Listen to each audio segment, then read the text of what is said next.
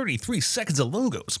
The audacity of using this title in a movie that does not contain a single grown-up. Go over to the window right now and open it as wide as you can. Expecting your sleepy spouse to interpret this confusing whisper as there is a fully grown deer in the bedroom and we need to open... Wait, what's the fucking plan here? Hope the deer will jump out the window? Or jump out the window yourselves? See, kids, this is what happens when you leave food out on the side table like an animal. Do you want antlers? Because this is how you get antlers.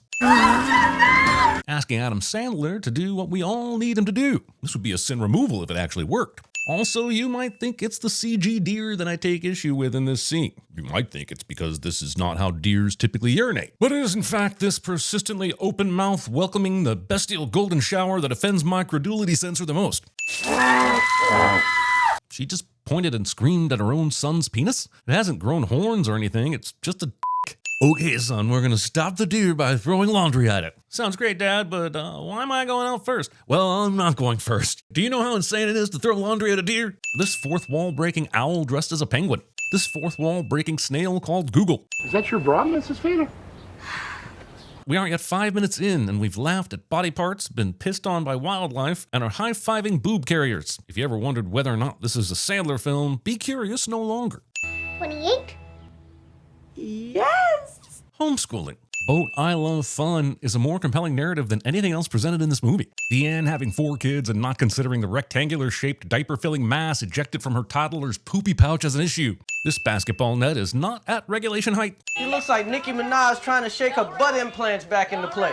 Chris, I know this is a slap in the face, but the screenwriter's totally spaced on writing any lines for your character. Could you just bring along any old cut material from one of your stand-ups? Yep, even the Netflix one. No, seriously, I cannot communicate just how low the bar is. Happy 20th anniversary, babe. This is a novel and adorable place to hide an anniversary gift, aside from the 90% chance of fecal participation. I'm not even 1,000% sure who you are. Looking for certainty that is an order of magnitude more than is required by math. I might have to ask for a DNA test, you know, because you just never... Having this conversation at the train station during the pickup portion of the child sharing responsibilities because talking about parental rights before now was somehow impossible. How about I take you to school? Marcus being able to enroll Braden in a school with 1 day left, and as we just learned, no way of proving paternity and guardianship. Look at me and look at your mother. I mean, that makes no sense. Only in like a Hollywood movie or something. Sorry, Lenny, the camera is actually to your left a bit. Yep, over here. There you go. Now say that line right down the lens while counting all the money in your wallet so we can DiCaprio Django meme your ass. Number 3, say she has to go out with you that night. Why that night? Because it gives her less time to think about how fugly you are. Because you are fugly. This parent exists. He floated me a couple pills just to feel better, you know? But I don't feel better, you feel worse! It's really nice to see the misogyny, gay panic, and terrible parenting being broken up by jabs at mental illness. It's the kind of inclusion you so rarely see in Hollywood. Ladies and gentlemen, meet your new bus driver. Disgraced talent agent is jailed for life after hijacking bus full of kids in hometown is somehow not a headline we ever see in this movie. Also, movie asks me to believe that Lenny would know where the kids in the neighborhood live so he could pick them up. I'm filling in for Julio Iglesias back there. Apparently, lackluster nicknames that don't make sense beyond a loose rhyme is going to be a signature cornerstone of the Grown Ups franchise. Last party I had was senior year in high school. That was like the best night of my life! Peaking at a high school party. Beanbag with arms and legs? Seriously, take a seat. Or seats. There's nothing more satisfying than seeing a bully being taken down a peg or two, unless they're being taken down by a 40-something who should know that said bully's bullying comes from a deep source of pain, likely related to the fat-shaming said 40-year-old just reinforced. So, par for the course at the Happy Madison Open, then. When did you guys go out? 6th grade. This 6th grade crush jealousy story will somehow pass as tension in this movie, or comedy, or Shakespearean tragedy. Honestly, I'm struggling to put this diverse piece of cinema into a defined box. I think he still has feelings for me. Roxanne does not immediately hire an HR firm to manage the firing of her husband-obsessed employee. How exactly did they get the paint into the car? Since there's no residue on the ground, it must have been poured in through a window. But how did they get the window back up? You gotta respect that. Citation needed. Is your kid gonna be in here when the instructor comes in? Well, that's not my kid. That's my lover. And he's very gentle. What the actual is this movie? She was just joking around, sir. The early 2000s, when movies still thought it was okay to judge women, but this movie came out in 2013? Let's shimmy, shake the shoulders, back and forth. Movie acting like it's above filming these actors jiggling their temptable bits unless it can scapegoat it on a John Lovitz plays a complete creep cliche. Can I stick my tongue down your throat, please? The instructor doesn't sue for sexual harassment. Hey, Malcolm, is that the knife the Indians used to half scalp you with? Fucking yikes, people. The amount of concentration it's taken Jonathan Lauren to maintain this wonky eye is worth more recognition than this sin alone, and alas, 'tis all he shall receive. If you want to scare a relative without causing permanent injury, may I suggest this? Does this joke really think that Lenny and Marcus don't know how pepper spray works? Clean up aisle 9. Get out of me! And bring a shovel. I challenge you fine people at home to scoop a turd out of your toilet with a shovel and see if the toilet or your dignity survive the experience. Just make sure you record it. There's a good chance you can use it as an audition tape for Grown Ups 3. Suicide 35 off the top rock, 35 feet above the water. Thank you, Robbie Exposition, for over-explaining the thing we're about to see. The fact that this entire racking misses its cue and leaps into the air a full second before the impact happens. Amateur. The British. Who wants to watch me climb a rope? I don't understand why anything in this movie is the way it is. I got a burp snort coming. Ah, yes, a burp snort. The expected comedy segue between child abuse and whatever other stupid thing is about to happen on screen. Put your hands in the air. And wave them like you just don't care. Steal yourself, Shaq. This is as good as it gets for you in this movie. Isn't that against the law? I am the law. America. We got 5 minutes to get to that stupid recital. You'll get there on time, because we're going to give you a 4-alarm presidential police escort. The sudden cut to these bus top shenanigans suggests that upon realizing they were never going to make it to the dance recital in time, they decided to go back inside the Kmart, find the bus driver, grab a raft, purchase it, and attach it to the roof of the school bus, and they still make it in time. Utter bullshit, unless the dance recital is happening in the parking lot of said Kmart. What's happening? Okay, but seriously, how are none of them arrested for doing this? Yay, boobs, but there isn't a hilarious janitor telling her to stretch, so how am I supposed to know that it's okay to look at them? I just wish that you would give me more than 8 hour notice before you tell me that we're throwing a party. You'd also think that the people attending the party would also appreciate more than 8 hours notice, but neither thing will be a problem based on the size and complexity of the party we end up seeing, including this dope-ass Rubik's Cube cake. Ah, it's the guy from the first movie whose key character trait was works in food industry. So glad he's back and still working in the food industry. I can fix anything with a plug. Including your hair? That's not true. I don't even know how that got started. I believe it started around 1995 in a much better movie. See, this is funny because all of the adults think it's hilarious that this kind of looks like he's shitting himself. It's possible that the principal's nipple is pressing down the talk button in this shot, but that wouldn't explain how it's working in this shot, where we clearly see room for Jesus has been established. These ceiling tiles holding the weight of this paint and 2 teens when they regularly fail to hold up oxygen. Hey, you're not a statue. You're an ass tube. Doesn't even make any sense. The movie that dropped that Julio Iglesias burn, thinking it has any right to be the arbiter of what makes a good insult. Summertime. From down below, there's no way he'd be seeing his fellow high schoolers fake piss up on the cliff. So, who is he thumbs-upping? What do I hear right now? Loud music, young people laughing, all sounds that would have been bouncing around the water to your ears far before all of the suddenly. At least we got into college, Skinny Danny Glover. Asking me to believe these kids know who famous resident of the 20th century Danny Glover is. I own pretty much the greatest auto body shop in town. All right? The pretty much is because the owner of said body shop has skipped an entire workday to f*** off with his mom and middle-aged friends. This guy works for the cable company. Free cable for life. Over here, you know, Higgins? That's right, he works part-time down at the go-kart track. Bragging about success by mentioning all the lame jobs and not mentioning the Hollywood talent agent who owns a freaking mansion. Maybe that's the joke. Maybe I don't get any of the jokes. Maybe I'm proud of that. Did Betty White just call you crazy? Asking me to believe these kids know who famous resident of the 20th century Betty White is. The party is on the other side of the water, and it's hard to believe there would be any college kids on this boring no-boob dad side. Jumping off a 35-foot cliff and choosing to land balls first.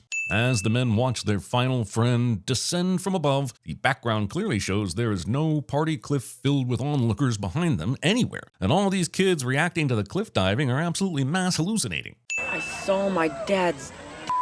I went frame by frame and can confirm that dicks do appear to be flapping around in the fall, but from that distance, they're very unlikely to have seen such a minute detail. Braden's arm now says, soup kitchen my ass, because he's realized that his dad wasn't at the soup kitchen when he saw him jump off the cliff. So naturally, he took a waterproof pen out of his ass and scribbled these words on his arm for the invisible camera to see.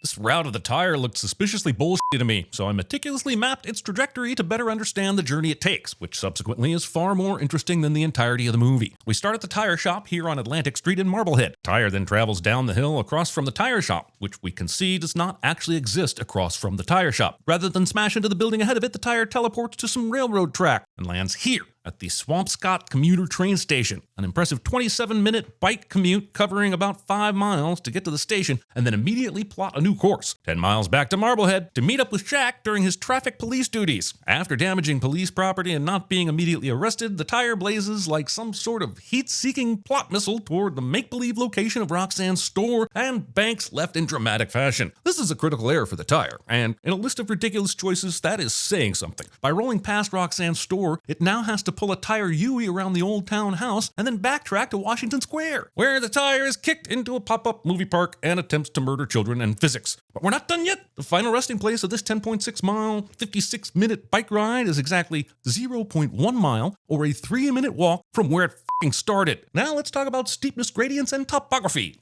When will it end? My question is, when will it actually start? This movie has been 45 minutes of nothing. An animal attack, a ride to school, a ride to Kmart, shopping at Kmart, dance recital, skinny dipping, and car repair. This isn't a movie. It's the beginnings of a bunch of different not funny movies, smooshed together with just enough salacious skin on show to trick you into thinking you're having a good time. We caught your son with a can of spray paint looking like he was up to no good. Arresting a minor and then deciding to hang out on the side of the road while your partner directs traffic in the style of Rihanna. Plus, the kicker, honestly, is like one of the most important guys on the team, and you don't have to worry about getting your head bashed in every play. Well, sure, while you're kicking, but your ass is fair game the rest of the time. The only thing worse than a concussion is a concussion you don't see coming. I get it, Dad. I'm a wimp. You're not a wimp. Being A-OK with fugly but drawing a hard line at wimp. Either that or she got bit by a poison spider. That's not how neurotoxins work. If we replay the shot frame by frame, we can see that there is no way this impact broke his leg. Lenny didn't even touch his legs. Jeez, I can't believe this movie wouldn't break a 10-year-old's leg in the name of, I want to say, comedy? All right, that kid's dead. Back to work. Also dead, my sudden interest in a heartfelt story of a son finding a skill and being accepted by his peers within this dry husk of a burp snort-filled movie. Hey, Wiley, how you feeling? Oh, just 2 years of this. 2 years? Did he go back to the water park the following summer and break them again in exactly the same way? Why the f*** would he be in that cast for 2 years? Broken, or just broken? Considering the child already has a cast on his leg, this conversation would have happened long before now.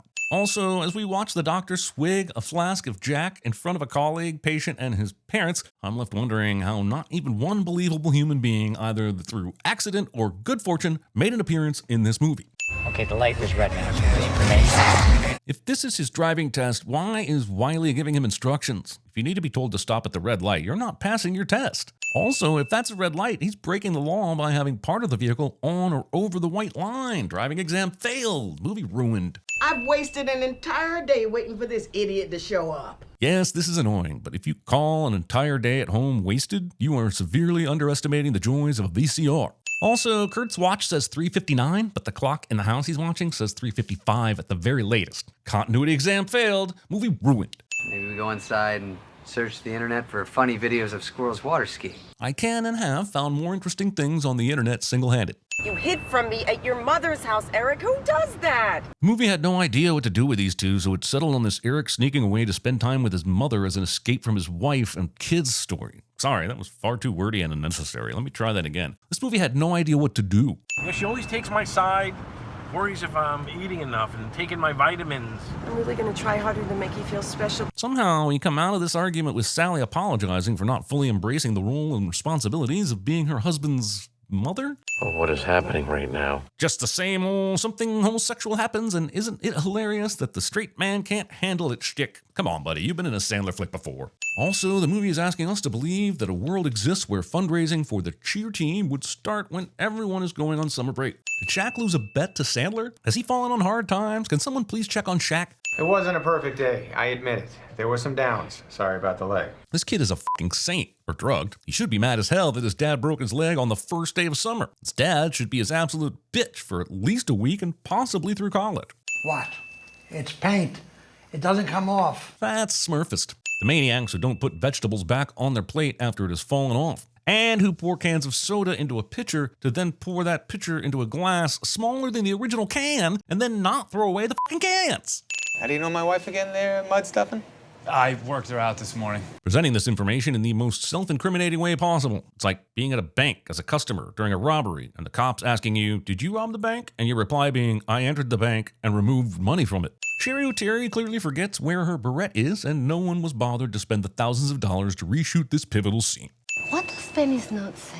Mayonnaise, ZD's. The other side. Meet me by your mailbox at 11. Penny wrote that note on the back of her grocery list, meaning she either knew that she would accidentally bump into Lenny at the grocery store, or was fine with presenting her love note to him on a grocery list at the party. I dislike both options.